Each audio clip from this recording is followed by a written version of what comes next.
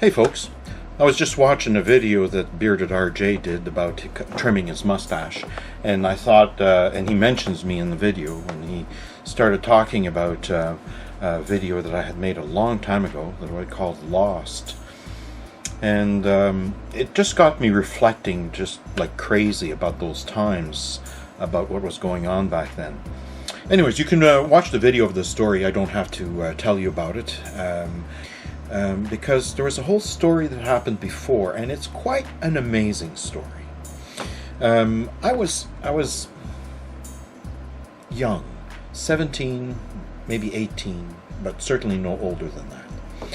And I lived on Kent Street in Ottawa, and my cousin had a boyfriend, Krishna, and together they had purchased a farm with some acreage, and they were planning to open a commune. And my brother and I were invited to this supper where the idea was to discuss the ideas of the commune and how this would work. And at the time, for us, it seemed like a possibility. And on the side, we would help him renovate the farm, which is what we had been doing. And he would drive us out to his farm, and we would stay there maybe a day and work on different things. Now, at the time, I was thin. Today, 230 pounds. But at the time, I was 130 pounds, 100 pounds lighter. And I was gangly, sort of a nervous fellow a little bit. And I tended to laugh a lot. That hasn't changed very much. But he thought I was a goof. He really didn't. He thought I was a mess up, that I would always be fumbling and bumbling on things like that. Which, by the way, at some point will be the subject of some other videos, because fumbling and bumbling was a particular skill of mine as an irritation tactic. And I've got a whole series of videos planned about irritation tactics that will be coming at some later point. I'm just saying this in the background with his attitude because it came through fairly clearly. I was going out to his farm several times and helping him, and we were volunteering our work. We weren't charging for it.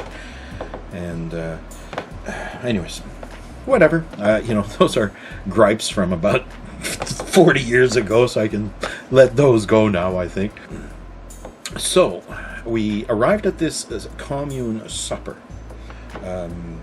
Krishna, by the way, was about a 5'2" man.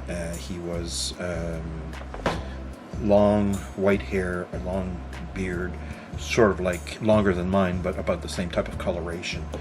For the whole idea of being a commune is that everybody puts their efforts in there, and we get something out of it that we wouldn't have had otherwise, and it's all sort of volunteer effort, and everybody's looking at the good of mankind, and that type of thing. So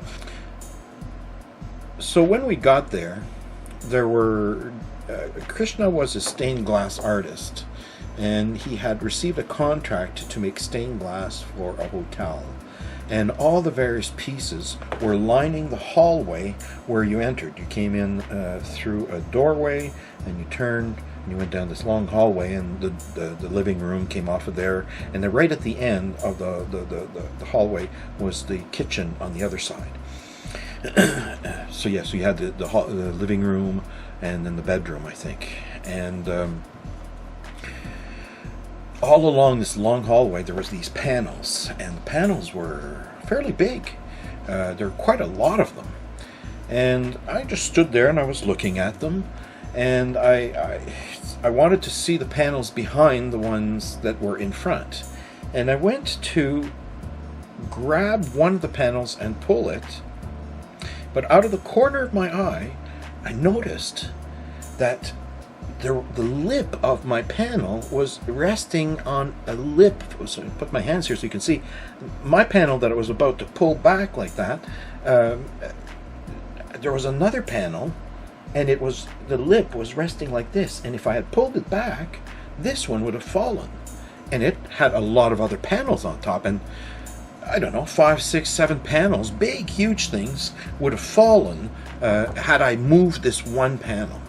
So I let go of the panel, and I said, phew, That's a close one, because I knew that Krishna looked at me as a goof, a guy who would fumble and bumble all sorts of things, and if I did that, that would be proof. So we had our supper. I forgot about the incident, but through the supper there was a gentleman there. I don't remember his name in any way, but for whatever reason I wanted to talk to him. He was the one who, of all the people there, I found interesting. I don't have any comments at all about the discussions that went on. I barely remember them. But just to note that it is an idea of a commune, right? Where everybody is working goodwill to all mankind again, Don't forget that. So, so then this fellow I wanted to talk to, he goes out in the hallway. And I walk out into the hallway. So again, picture this. I'm trying to picture this. Here's the hallway. The kitchen is over here, and Krishna is in the kitchen. So right off at the end over here. And we're standing here. I'm here, and this fellow is standing here. And while I'm talking to him, he reaches down and pulls the panel, the one that has got a lip on the other ones, and all these other panels come crashing down. And they break. Thousands of dollars. I mean, good, I shouldn't be laughing. But what can I say? In retrospect, I find it very funny. But at the time, what was going on is that Krishna comes out of the kitchen and he sees me. The other fellow was behind. And he sees me, and with his preconceived attitude of me being fumbling and bumbling, he just boing like that, he pinpoints me and he goes, you, and there was no diverting him from it. Now, all of a sudden I was in this quandary. I hadn't done it. I had almost done it previously when I'd come into his apartment, but now, all of a sudden, through some strange quirk, he was looking at me and thinking I had done it anyways. Now, in my mind, I'm thinking, wait a minute. This is a commune get-together, right? We're all working towards the goodwill of all mankind and honesty and all that stuff. I said to myself, I don't have to admit that I didn't do it. It would be wrong of me to go, hey, it's not me, pal, it's this guy, right? So I figured I'll let him say, sorry, it's my fault, don't blame this fellow, he's for nothing. So all of a sudden, I decided I would say nothing. And Krishna started, he was raging. I mean, forget any type of peace towards all mankind. He was livid, and he was this close to my face and ranting, just ranting, do you know how long it took me to make those panels and how much money and effort, and I don't have the time, and, all sorts of things like that. And for me, it was just slipping off like, water off a duck's back, because I hadn't done it. So I did feel bad. However, everybody there thought I had done it.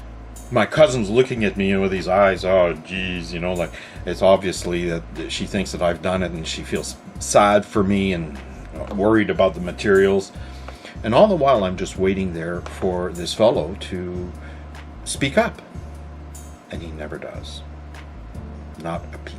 Not a word. When that pretty well decided me about the commune idea right there, I thought that was just the most unusual thing. So later on, Krishna and I were planning to go that evening up to the farmhouse and work on it. So we end up, I don't know how it happens, but we end up in that van with me, the fellow, and Krishna. I don't know how come, but by coincidence, he's the only fellow who needed a ride, and he offered him a ride. And alone in there, this fellow finally says, I'm sorry, I didn't mean to break those. At which point Krishna says this line, I don't think I'll ever forget. He goes, I didn't even know it was you who did it. It's okay. This is after an entire evening of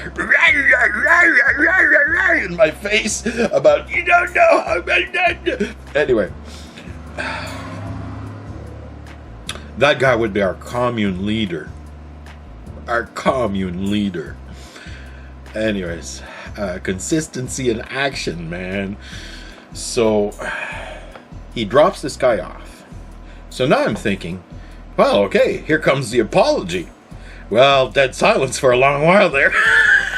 So finally, I start talking about something that I don't even remember what it was. Something that happened with me. It's a tool I use where I talk about something about me, but it's really to help the person realize something about themselves, right? So I'm just talking about blah blah blah blah, and he goes, "Hey, Matt," he goes, "Right now I'm really frustrated and upset about those broken panels, and I don't want to hear about your story or nothing. So just be quiet."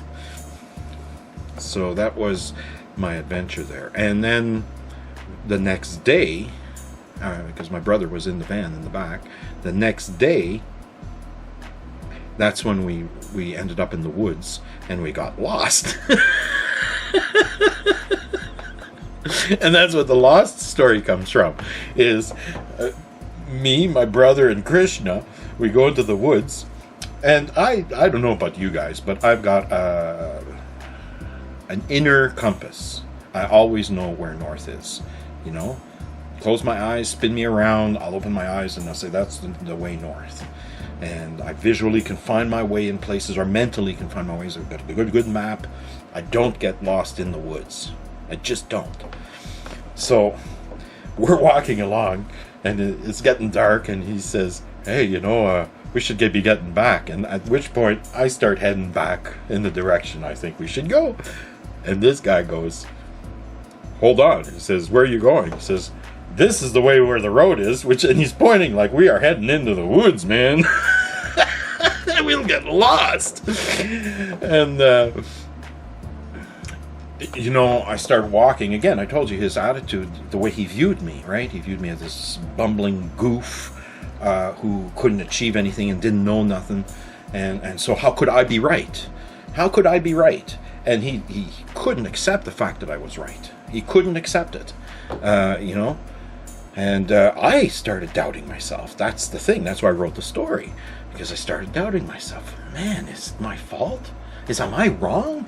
Do I really know where the road is? And just by pure luck, well, not pure luck, but as it happens, my foot steps onto the road at that point. And anyways, that's what the story is about, and that's its origins. And I want to thank you, Bearded RJ, for reminding me of all that. Man, that's a memory from long ago. I'd forgotten about all those events that led up to that story writing. And it's fun to remember it. But I'm going to pass on a little question to you about beards. Since I saw your video, and you were... I'm talking to Bearded RJ guy here now, guys. So you were talking about trimming your mustache, and my biggest problem is the growing. You talked about letting it grow, and I'd really love to know how people deal with eating food, because I have to tell you, there is a maximum length that you can have here, because if you get it down too low, you're going to retain some food particles in this mustache. Something's going to happen, and it's not going to be pretty. I don't want to show you how that happens, but sauces and things like that, man, you're cleaning this up all the time, and that's a bit of a problem. And if you let it grow too long, man, how could you eat at all without eating your hair? And that happens anyways, on the sides here. If this starts going into your mouth, you start eating your hairs and whatnot, so you have to control that. Having them very long, I guess you really have to constantly be grooming them, and that sounds like a lot of work. But that's my question to you: is what do you do with the eating? Is there a technique when you come to food, or because you know those guys? There's some people who have these really thick mustaches, and they really stick out a fair bit. So you got a picture here. You come, with your heaping fork full of macaroni, and you're coming like that, right? And it just bunches all up on that mustache right up here, like this, and then just tumbles off them. It just seems like a problem, So there's got to be some solution for that, and maybe there's a tool we could use. Maybe there's Do you comb your mustache sideways like that, or whatnot? And remember, I also asked that question about your hair, right? If there is this philosophy of letting things grow, should you also let your hair grow? And if not, how does that stand with the idea of letting a beard grow? It's just me checking into your philosophy a little bit. I hope you don't mind.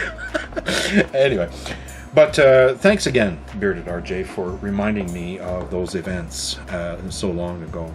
I was 17, living on Kent Street, didn't know a thing.